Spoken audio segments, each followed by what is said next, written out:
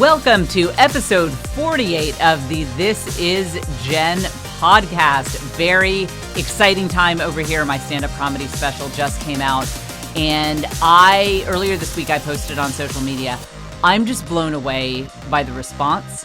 I'm blown away by the reviews. You guys came through even bigger than I thought you would. And it just, with all of the hard work that went into it. And boy, was the work hard. And boy, did I just slog it out to pull this thing together. It's so gratis. Let's see if I can speak. Let's start out the podcast. Hi, Shady Ray joining us as always. It's so pleasant, gratifying just to see that it's resonating with people. I love it. It's a big favor to me if you can leave a review on Amazon. Different people in the industry look at that. My enemies look at that. And that's the haters. And I have these haters. They hate follow me. And like all they do, they stalk me and they give me flack all day long. And so I should be asking you for your Amazon reviews because industry people, like it could open doors for me, people who have major connections that could further me spreading my comedy and this message of a Catholic mom loves family life, even if she's terrible at it. Like we could help me spread this to a wider audience. And I think it would be good for people and it's good comedy. But really, I'd like the reviews so that my haters see them. Oh, I'm kidding. Stick that in your juice box. But I'm not. So anyway, thank you very much for your Amazon reviews. You can watch the special free, the Naughty Corner stand-up comedy special. It's free on Amazon Prime. And I still have not figured out how I'm getting paid. You guys know how non-confrontational I am. So I'll have to send an email to my record label like, hey guys, so how am I getting money paid from this? I'm sure I am. We're all friends here. I trust you guys. And I do. They're amazing. Love 800-Pound Gorilla. I don't know how I'm getting paid, but all I know is that it's free for you. So look up the Naughty Corner on Amazon Prime. Look it up delicately. Don't just accidentally hit enter after you type in naughty.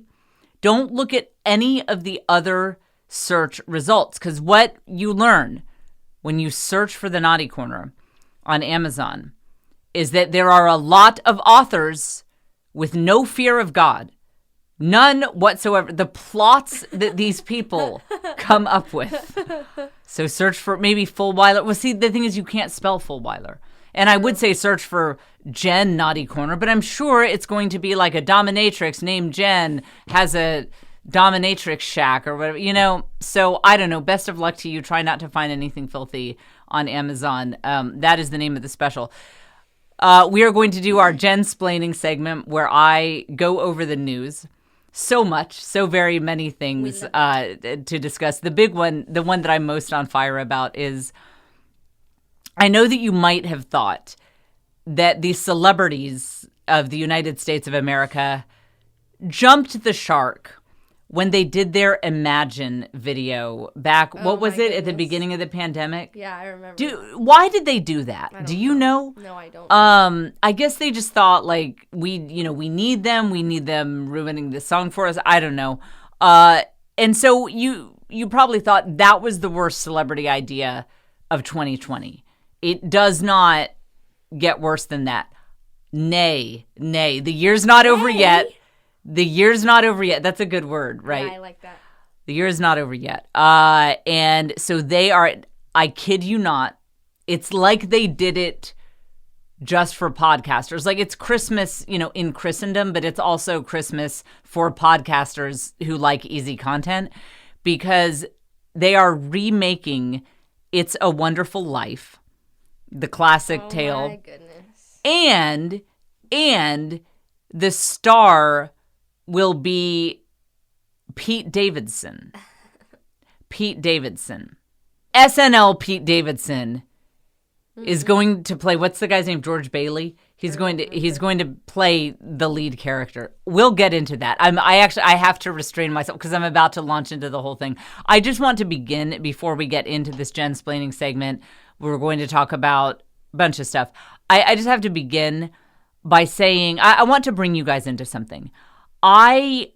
you know that I have this addiction to self-help people. I'm really into the self-help podcasts. I listen to all these podcasts from these guys that are like, I'm 30 and I've never had a problem in my life. So I take cold showers in the morning to be tough. And then I'm going to tell you how to overcome adversity because one time I got a B- in school and it's hard to be a good looking upper middle class white man. And so I just feel like I have a lot to share with you guys. And by the way, anytime you read these self-help books, you really should look up the age and background of these people because the boldness of their statements about how you can improve your life is inversely proportional to their age and their life experience. It's like this guy's 27 and he's like not married, doesn't have kids, like hasn't been through any significant hardship, but he has some book that's like, here's what you guys are doing wrong, and have you tried taking the stairs instead of the elevator? And the thing is, I love it. I buy all their books, and I'm like, I think he has a good point. You know, I think he, you know, what do I know? I had 6 babies in 8 years, almost died twice in that experience. We've had severe financial difficulties. You know, this guy's been through none of that, but I feel like he can tell me how to live my life. And he seems very positive, and he's on the paleo diet, and he's loving his life. So anyway, I'm addicted to these people, and I've got to stop. I have to have Shady do an intervention. She can take my phone, get these podcasts off of my phone. I'm gonna clean you out. I need trash celebrity gossip. I need true crime. Why can't I get into true crime? Why can't I get into a true crime podcast? No, instead, I get sucked into these self-help people, and they're constantly ruining my life because I'm trying to do what they tell me to do. And the latest is, are you familiar that all these people, Shady, are really into, you need to get up early because that's going to change your life. Everyone. And then I get it in the Catholic world. I open up my Instagram. Every day I open up my Instagram, and it's a picture of their Bible laying flat. I think you call that a flat lay on the gram. I think there's actually a term for this. And there's the Bible, and there's always a coffee cup. You know, I wish just one day you could see like an empty bottle of whiskey in the background, or, you know, always a coffee cup and like maybe a little croissant that they baked, and they're reading, and no hate to these people at all. Truly, honestly, if you're one of the people who does this, I'm honestly impressed with you. I've probably had to mute you because you're just winning at life on such a level that I am not, that my self-esteem can't handle this. But truly and sincerely, I'm impressed with people who do these pictures, but they're always like, you know, I get up at 5:30 because my kids get up at 6:30, and I like to spend this time with the Lord. And when I was in deep in the Catholic mom blog world, I remember I tried to do that. I don't know that I've ever blasphemed more. Just getting up that early and being that tired. It was like, oh, bleep this. Like, oh, this is my prayer time. And now, you know, now I'm like using this language, bringing this attitude to the Lord. Whereas like when I do prayer time in the evening, I'm like, you know, Lord, thank you so much for just everything you've given to me. And I'd like to be a better servant. But man, me in the morning, I think God doesn't want me, you know? I think he's just like, Bible count? Like just yeah, right. And then go back to sleep. Maybe so, Shady. I think that we should think outside of the box. We Catholics, actually, a little education for my non-Catholic viewers, both of you.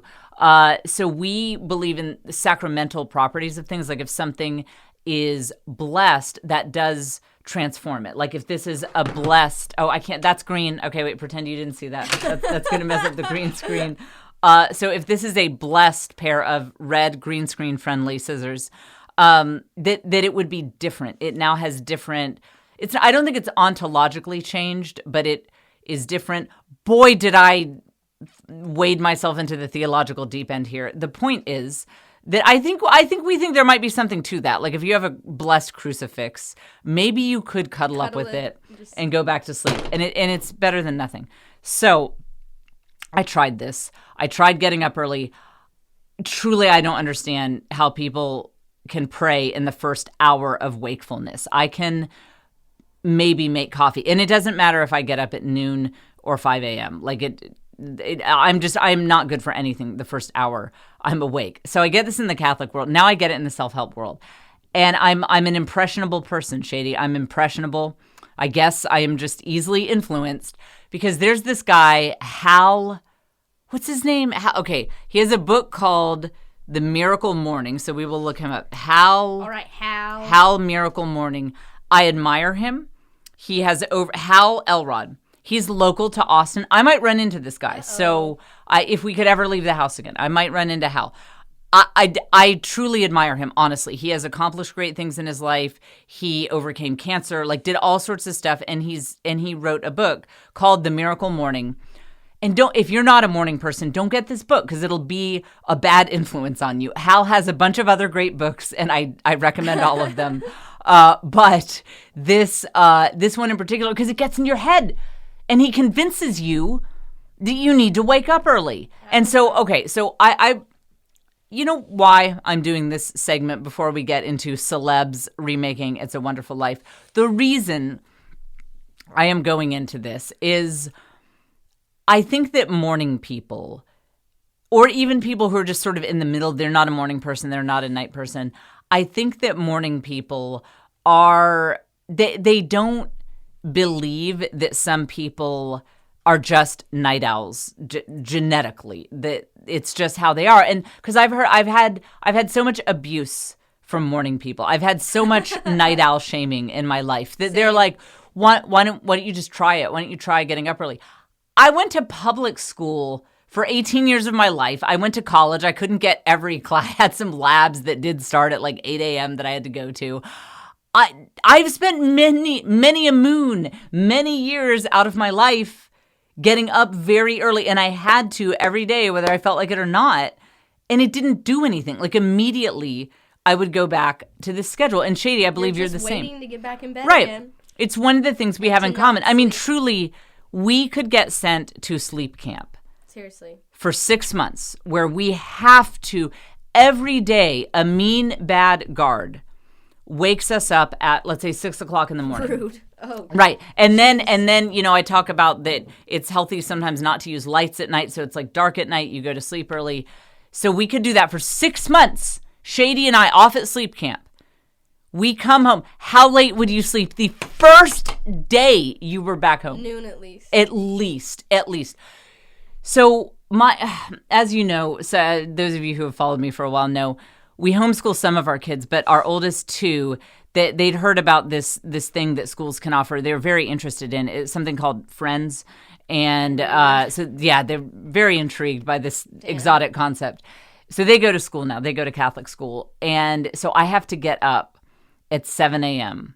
to take them to school. And I ran a racket for a while, Shady. So my oldest child, my son, started last year. So we've had 3 semesters up until I read this stupid Hal book about getting up early. In 3 semesters, I somehow managed to do the morning drop off once. What? Uno! One time. It was a racket. I got my mom involved. We had some neighbors that they got to ride. I was living my best sleeping late life. Love that. But then I changed because I read these self-help books. I listen to these podcasts from these guys who are like, I take the stairs instead of the elevator, and that's why I'm ripped. Like, yes, I'm sure that's why you have your biceps are like 30 inches in circumference. Yeah, right. Like that explains it. So I volunteered. I was like, I'm taking these children to school now because I read the Miracle Morning book and I need to get up earlier. I will have you know, morning people, I slept 3 hours last night, 3 hours the night before. We are taping this on a Tuesday. So I forced myself to get up I didn't get a whole lot of sleep on Sunday. So I should have been able to go to sleep Sunday night. Nope. My body is hardwired as if I am a robot to sleep from 4 a.m. until noon. Yep. That is and yours is about the same, right? Hardwired. And this goes back to childhood. Like it's just like that. And you know those people, you know how you morning people are like when 9 p.m. or 10 p.m. rolls around, you're like, I'm turning into a pumpkin. It's a bit late for me. I can never relate to that until 4 a.m. rolls around. And then I'm like, I am legitimately tired. I can actually sleep. I stay asleep. My sleep is fine. I sleep hard. I try to go to sleep before that. Before 4 a.m., I sleep fitfully. So anyway, hardly got any sleep Saturday night. Actually, that was due to irresponsible choices, but that is a separate subject. Got 3 hours of sleep Sunday night. And I was like, you know what? I'm going to be hardcore. I'm not taking a nap. I'm going to limit caffeine. And this way I will be just Betty bye for me. Put my sleeping kerchief on, or whatever it is responsible people do. Go to bed at a nice, decent hour. Was still up until 4 a.m. last night. I could not sleep. So I am on day 2, really 3 if you count my bad choices Saturday night, of 3 hours of sleep per night with no naps. That's 9 hours, hey. Hey, that's right. Hey, 9 hours over 3 days. So the one point I will make here is I remember from back in my radio show days, my shows were always best when I had no sleep. It's like me being drunk, but better. So this show is going to be amazing. But the other point I would make is morning people. I have to emphasize to you, believe me when I say some of us are simply genetically night owls, and it is hardwired into us. It's not a habit thing. It's not that we're not trying hard enough, and our brains do not work in the first couple hours that we are awake and before noon, and that's just how it is. I was trying to get stuff done this morning, and I was like, nope. Why am I awake? Why am I doing this? So I'm ready for a new genre of self-help that works for people who are night owls, maybe who are a little lazy. Like I'm ready for the self-help industry. In our procrastination. Yeah, exactly. And yeah, but then if they did a genre of self-help that would actually fit me, it would just be like eat whatever you want, drink Pims and lemonade until midnight on Saturday, and then stay up talking to your husband until 5 a.m. and be hungover on Sunday, but at that point it's not self-help. It's like homeless people can do that. It like you end up living in the streets if you follow this advice. So it's right. Yeah, that'll be my self-help title.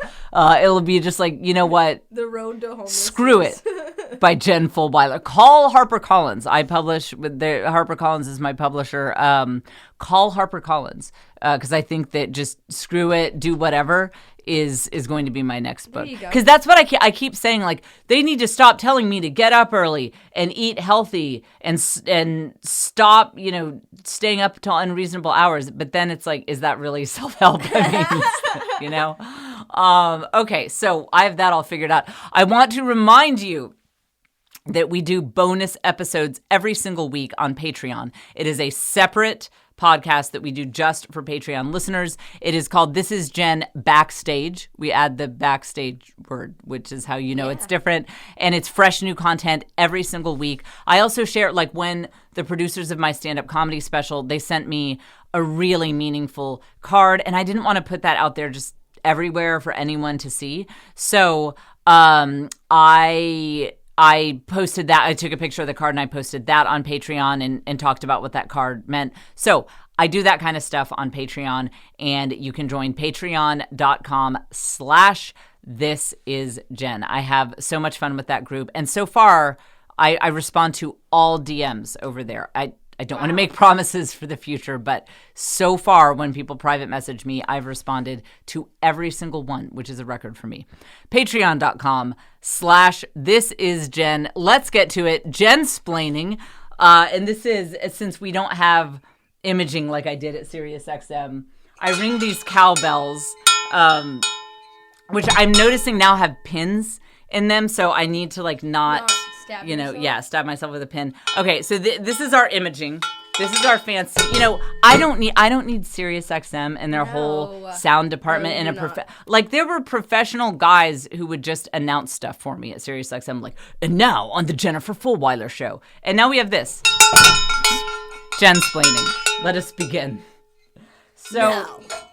So much to discuss in the news. My spidey sense tells me we might have to save some topics until next week because there's just so much. I will try to hit St. Nicholas Day and some of the weird traditions. Do you know how weird Europeans were? I mean, they're still weird, but Do you know how weird they were like 200 years ago and before? No. Okay, so we're going to get to that. Like, really, it explains a lot of what's going on in Europe today. And I realize these are my ancestors I'm talking about, but just a very strange group of people.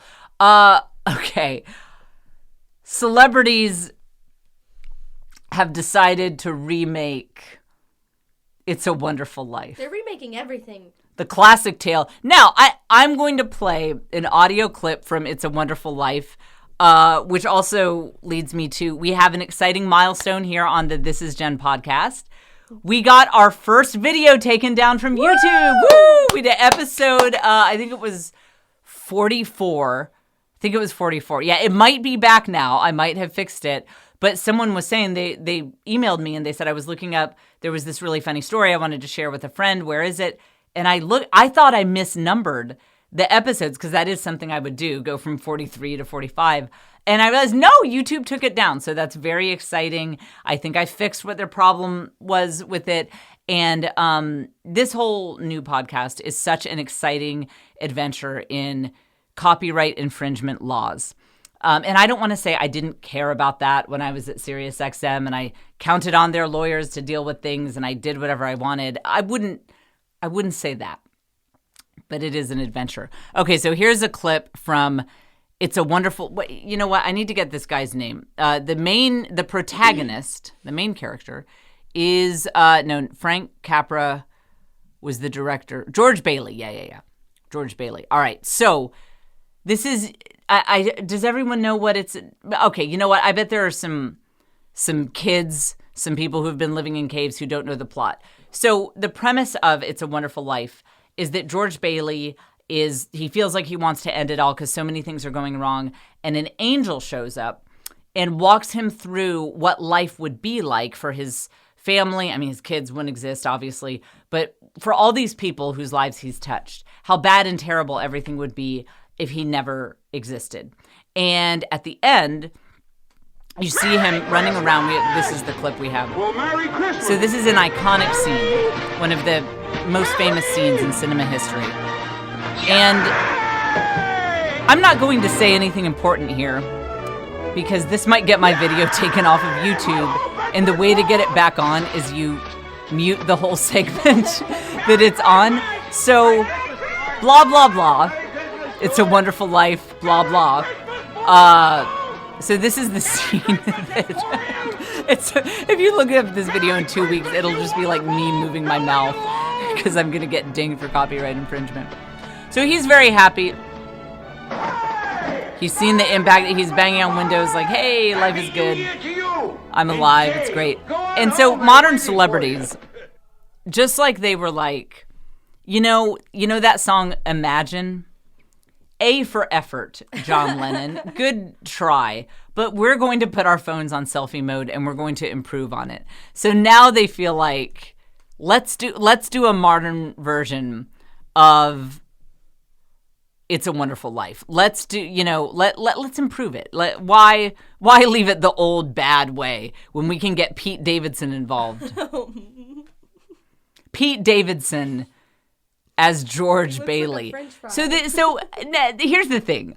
We have a real clash of cultures here because the worldview of America in the 1940s, when this movie came out, was rather different than the worldview today, and just of the entire globe. This movie is very much based on traditional ideas about things. And I'm actually not saying that all of them are worse. It's like one of the things that they say, I'd forgotten about this part of the movie, is that they show George Bailey that if he hadn't come along, his wife would be a spinster. She'd be a spinster without him. And so I'm not saying that everything about that worldview was amazing. But if we do, what It's a Wonderful Life teases out is the worldview about what the meaning of life is. Why are we on this earth? Like, why does anything matter? And in the 1940s, still kind of hanging on for dear life to traditional Judeo-Christian culture, there was this idea that serving others, letting God work through you to serve other people. Certainly that there is something outside of the material world, that it's not an atheistic worldview. If some fat guy is an angel and he's telling you things and he's walking around. So that, first of all, you have to believe there's something else out there. And second of all, it's predicated on this worldview that just loving and serving, and it does make life worth living, and having an impact is so important. And we need to see that each human life, even if it seems simple, even if you're just a simple guy living in a small town, God does have a plan for your life, and there is a mission for you, even if you don't see that. So now let's imagine It's a Wonderful Life, modern version. George Bailey is depressed about how his life is going, so much so he's thinking about ending it all. And he lives in the Netherlands, where assisted suicide for depression is legal. So he gets a Dutch doctor to come on over to his house, and it's a 5-minute movie. The end. That's the modern, no, because we're okay with that now. We're okay with assisted suicide. And even in the United States, I don't think it's legal yet, but there are people who openly advocate for people being able to do assisted suicide for depression. So our movies like It's a Wonderful Life are about to get very, very short. Now, I also found in my research that at one point, J. Edgar Hoover's FBI investigated It's a Wonderful Life as possible communist propaganda. What? Yeah. So, and you sort of see that actually, because, there's the famous line, every time an angel, every time a bell rings, an angel gets his wings. Yeah. The angel did not work for those wings. What did he do? What did the angel do to deserve those wings? Nothing. So I'm actually with J. Edgar Hoover. This is, now that I look into the message of it, it strikes me as communist propaganda. And also just that idea that you must be of value to people. That's why, that's kind of what It's a Wonderful Life says, is like, well, don't jump off the bridge because you were of service to people. That it's kind of a communist idea. The Catholic idea is like, look, you could have no arms and no legs and have brain damage and not be able to say anything to anyone, and still your life is infinitely valuable, and you are so loved, and you matter, and it's so important. And so okay, look, it was not. This is where Shady should have the lasso, where she reins me in, because an offhanded comment turned into me seriously making the point that It's a Wonderful Life is communist propaganda. And that actually was not in my show notes for today, and I did not intend to go there. So let's take a step back and imagine, so we have Pete Davidson starring as George Bailey. And again, the premise is like, so in It's a Wonderful Life, the angel shows him, your wife would have been a spinster. She wouldn't have had a man. And she was really hot, so it's like, would she not have been? But anyway, but she has no value as a person, and it shows her like being all angry. She's an angry, bitter, frigid librarian without Look at what you George. Did. Yeah. It's kind of exploring the wife's issues a little bit in that It's a Wonderful Life. So the angel shows him, your wife would have been a spinster if it weren't for you. And he saved his brother from drowning when they were kids. And then in the movie, his brother went on to save a bunch of guys, I think in World War I, this whole platoon of guys, or maybe in World War II. And so it was like, hey, none of that would have come to pass if you didn't save them. Wow. Now you know what? Maybe we do need to remake this for the modern mind, because that's the Gen Xers, the Millennials, the Zoomers, the Boomers too. What have we ever contributed to the world? Like I didn't save anyone who saved a platoon of guys in a war. And like imagine the millennials angels showing them what they have contributed to the world. So if the angel would be like, your friend would not have that awesome tat of their zodiac sign if it weren't for, if you'd never been born, your friend would not have that tribal tattoo that looks like barbed wire, because you you were smoking weed with him and said, let's go down to the tattoo shop and get tatted up. And like that. Dylan's beer pong game would not right, yeah, Dylan's legendary beer pong game that where Caden was the champion, that would have never happened without you. And look, would your friend Mackenzie know how to twerk? Or hit the quan as hard as you can. Wait, what's a quan? Hit the quan, it's another dance. It's a dance. It's called hit the quan. That's what they call it. The quan is a dance. I'm talking to my listeners now. Do you know what the quan is? I thought that was a drug reference. No. So hitting the quan is a movement. It's a dance. It's not something you smoke. No. Are you sure? I promise. What's the dance look like? It's something, I don't even remember completely what it looks like, but it is a dance, and it's one of my favorite things to tell people to do and see if they know how to. I'm going to Google hit the quan. I don't know why. I don't know what's happening Q-U-A-N. with this episode. Hit the quan. Well, there's a video called Hit the Quan. Okay, this video is moving very rapidly, but it seems like the quan is like this, and I am demonstrating it perfectly. There you go. I mean, this is, wow. You guys go, oh, and now he's going like, okay, so this is modern version of It's a Wonderful Life. The angel's like, yeah, you know that, the quan. You gotta hit like, that yeah, quan. You hit the quan. You better hit that quan right now. Okay, well, wait, I think I'm not watching the right video, actually. Okay, never mind. The quan, I take it back. The quan is not. We'll have to do a quan instruction Right, video. okay, next episode. What is this episode? This is episode 48. Episode 49. We'll demonstrate the quan. We'll have our fact checkers. We will have our team of fact checkers here at This Is Jen look into this. So this is the millennial version of It's a Wonderful Life. Your friend would not have hit the quan. She wouldn't have. If you had not been alive. Who would have sold your grandma $800 of essential oils if you'd never been alive? Nobody. And that, and for my generation, for my demographic, your house, the angel would like walk into the living room of, your husband. He has, a different wife, pretty hot, actually seems pretty happy that has some kids. You're like, wow.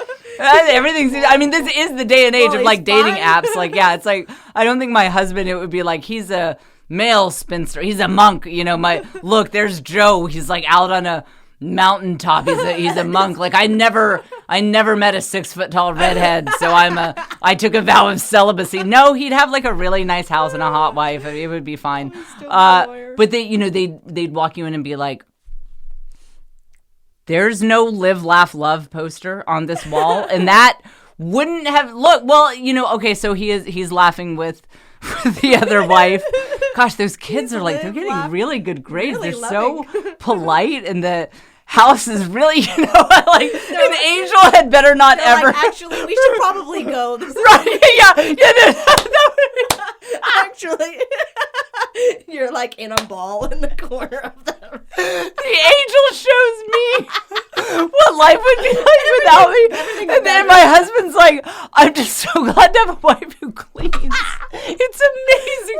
This house looks so good. And like my children are super respectful.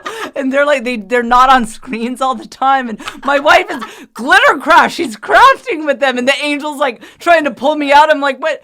His life is so good. Like this family's life is so good. Trying to murder the wife. Yeah, but you know what? But this This Is Jen podcast would not exist. I did a viral video dancing horribly and looking like a fool to the song On Eagle's Wings. So hey, the angel could show me that. He'd be like, that wouldn't be on the internet. But yeah, and he's like, we gotta go again. Yeah, but it's like your parents would have a lot more money because of all those times they helped you out. You never saved anyone from anything. You actually got in a bunch of car accidents. I did. They weren't all my fault, but for whatever reason, I got in a bunch when I was yeah. young. And so the angel's like, well, okay, well, those people's cars would be a lot nicer if you'd never existed. And that one friend that you were like, well, why don't we try it, with that one, it's like...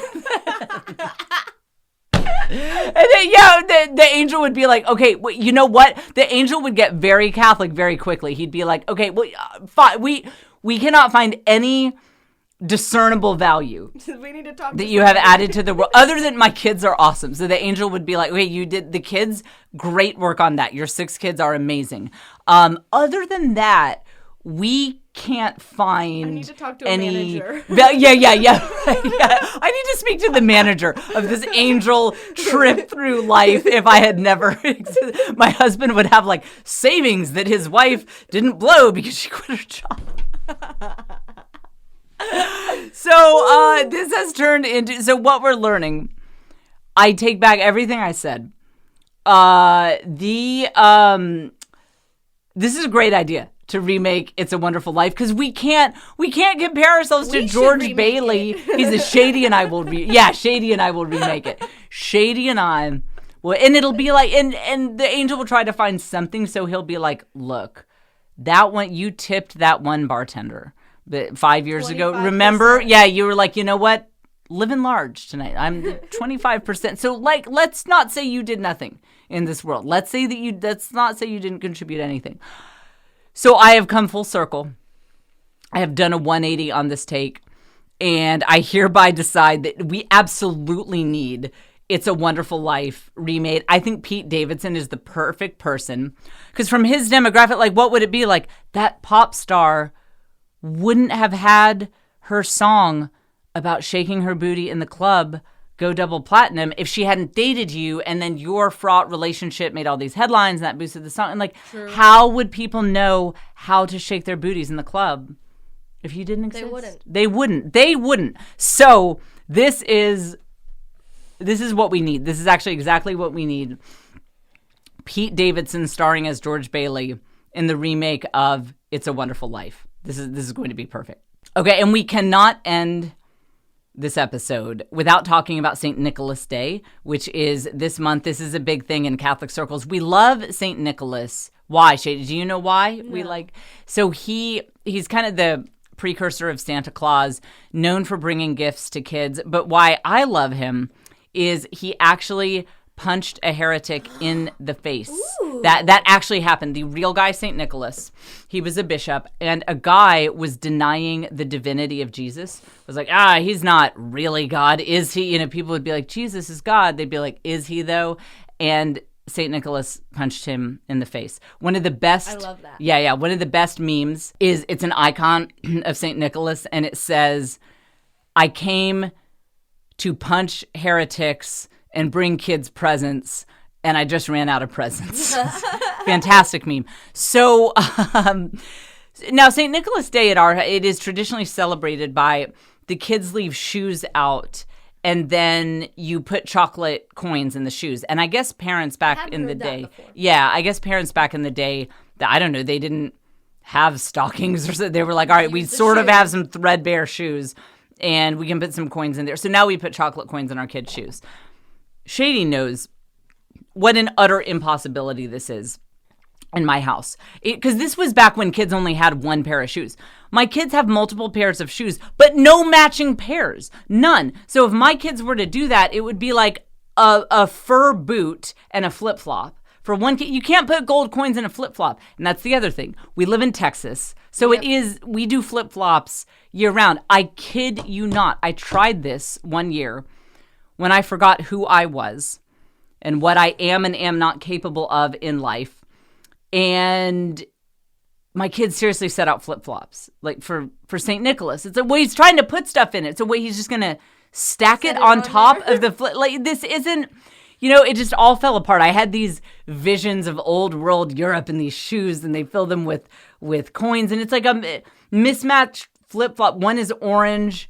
One has like a rainbow that's mostly falling in a sun next. Yeah, thank you, Shady. Thank you. That's the only way but then I'll probably forget. They'll end up everywhere anyway. Yeah, so Saint Nicholas, he walks into our house and he sees our shoe situation. For a while, I actually just had a shoe pit, and I called it the shoe pit, and it was by the front door, and it was a real test of strength and acumen for the kids. Like, can you find your shoes among your 5 siblings? Can you find a matching pair? I felt like we did a lot of mental development there. Yeah. And I remember one time someone was like, are you doing St. Nicholas? I was like, imagine St. Nicholas walking into my house and beholding the shoe pit. Like, he'd be like, these people don't deserve this. So that brings us to, I would have gotten dragged into hell by him with his stick, because this is an actual tradition that Europeans did. Europeans, you need to understand, if you don't know about Europe and its heritage, if you are of European descent, you might not know how weird your ancestors were. They were weird. And I'm leading up to a point with this. So on St. Nicholas Day, teachers this is in kind of old world Europe, like, I don't know, 1600s, 1500s. Teachers and parents would dress as St. Nicholas and use a birch rod to hit the children who hadn't succeeded academically. What? Right, can you imagine? It's so horrible. What horrible human beings. Child. While rewarding those who had with sweets or pocket money. No wonder there were so many wars. No wonder the Europeans were constantly killing each other. These were people with issues. They were beaten with switches when they didn't do well in school, while their other kid who, maybe didn't have a learning disability or something, like, they're given candy. There was no awareness of learning disabilities, dyslexia, things like that. You just get the stick. Instead of your reading tutor, instead of speech therapy, you get a switch. This is why we had so many wars. This is what the problem is.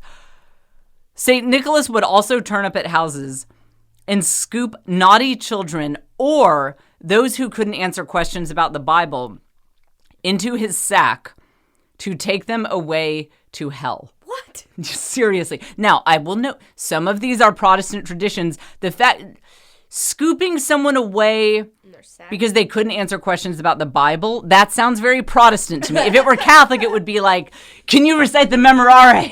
And the kid's like, oh, most gracious Virgin. No, that's wrong. Take you into hell with me. That's Catholic. That's weird Catholic stuff. But this sounds very Protestant to me. This whole, he's going to drag you into hell if you can't answer questions about the Bible. And I would want to know, as a kid, do I get to study? I mean, is this like, is it New Testament? Is it the Gospels? Do they let you know? It's like, okay, it's like St. Nicholas is coming, and it's going to be 2 Corinthians this time. So do you want to be dragged into hell, or get candy? Crack it open. That's right, yeah. So it's hell or candy. These are these traditions. And then before Christianity, the Germanic people celebrated a midwinter event called Yule, and they would dress in furs and a beard. They probably already had beards, but okay, whatever. And travel from home to home, presenting themselves as Old Man Winter, who was better known as Odin. That's one of the Norse gods. And so they'd pretend to be Odin, who had magical powers and flew through the air on a gray 8-legged horse. And that's who you'd pretend to be. Now, but what I'm wondering is, who pretends to be the 8-legged horse? Like, do you have friends on their hands and knees? Like an old suit? Yeah. Or are you like, hi, I'm Odin, so see my fake beard. Pretend there's a horse over and there. that can you? Yeah. So you knock on your friend's door. Hey, what is it? It's Yule. Happy Yule, everyone. Yes. Hey, great times. And so you may have noticed my fake beard. I am Odin. And if you could just pretend that I have a gray 8-legged horse right here. Yeah. It's actually my poodle. But let's go with gray 8-legged horse. And then a variation of this was Wodan, who led the wild hunt, and he flew through the winter sky on a white horse, delivering gifts. Wodan was always accompanied by 2 black ravens who would listen at people's chimneys to tell him about their good and bad behavior. So it's funny that this was even before Christianity, but we have a concept of naughty and nice, of like all of your bad deeds. Like, this is the time. You're accumulating. This is the reckoning. Midwinter is the reckoning, where you will either end up in a fiery pit of hell or you'll get candy. And this goes back to pre-Christianity. It's like we just have this natural sense that, like, yeah, it kind of feels like we're all like probably about to die, and a raven's listening at my chimney, and that's a creepy concept. That's very at least Santa's elves don't spy on us. So here's the point: a lot of us beat ourselves up about how we are and are not celebrating the holidays. I do not have Christmas decorations up yet. I don't have a tree. I'm working on it. I think we probably still have Halloween decorations up. Well, let me tell you this. If I did not have help, Shady did not help me out, 100%, we would still have Halloween decorations up. And in fact, I remember one time I tried to play it off. We had little ghost lights that look like ghosts. They were still up in December. And I was like, those are Advent bells. Yeah. Duh, with eyes. Duh. Like, you guys just don't know real Catholicism. I'm tired of these liberal Catholics not having bells with eyes that look like ghosts on their houses. Like, I'm just trying to celebrate traditional Christianity here. And you guys are just doing all these newfangled, like, oh, it's a regular bell for Advent. Like, please. Whatever. It's easy to feel insecure about how you're celebrating the holiday. So it is important to remember that your forefathers screwed up in massive, huge ways, way bigger than you ever could. You're not beating your kids with switches and telling them that they're going to hell because they didn't get good grades or couldn't come up with a scripture passage. And normally the take is like, all of these previous generations, there was horrible parenting and they turned out fine. Well, they didn't really turn out fine. I mean, I really don't believe that you can grow up in that kind of childhood and be fine. But it is the story of humanity that parents screw up and they do things imperfectly. And I do think that in this culture of social media, where there is much more dialogue and there is much more of a general culture of reflection and openness to the idea that maybe I'm not doing things perfectly as a parent and maybe I should get some feedback. And hey, your friends on Facebook are more than happy to give you feedback on every single area of your life. That is annoying to live like that. And the downside is that everyone's all up in your business all the time. You put something on Instagram stories and people are DMing you like, that's horrible parenting. Like, you should, what movie is that you're watching with your 7-year-old? Not that I know any of that from personal experience. There are a lot of downsides to this culture where everyone is up in everyone else's business. But the plus side is that we are much more reflective on our choices. And I think that we modern parents are less likely to make the kind of egregious, enormous mistakes that these parents who, they didn't mention Krampus by name, but I think that was the name of it. The little, Krampus. He was a little demon who would go around, I think, with St. Nicholas. When someone dressed as St. Nicholas would come to houses, and like Krampus the demon would threaten to drag kids to hell if they'd been naughty. I don't think most of us are making those kind of mistakes that could actually seriously psychologically scar our children for life. And so we can take comfort in that is the downside that you deal with all the time of social media culture, of everyone being all up in your business. The upside of it is I do think we're less likely to make huge, enormous mistakes like Europeans have historically made with the celebration of the Feast of St. Nicholas. All right, so happy holidays, Advent, Christmas. Hope you had a good Thanksgiving. Don't forget that we do weekly bonus episodes on Patreon, a whole separate, similar but bonus podcast where we just go into, I'm a little more open about some things that are going on with me, all sorts of behind the scenes stuff. It is called This Is Jen Backstage, and you can access it at patreon.com/thisisjen. Shady Ray, thank you so much for producing, as always. That we have so much fun stuff coming up for the holidays. And you know what? I did not talk about this monolith thing, and that's just very are you familiar with the monolith story? Okay, so I'll save it for next week, even though it's a story that is playing out now. People are putting random monoliths in random places all over the world. You will not be surprised to hear I have a surprising amount to say about that. We'll try to get to that next week. I hope that your holiday season is off to a wonderful start. Follow me on Instagram. Jennifer Fulweiler is my handle over there. And I will be back next week here on This Is Jen.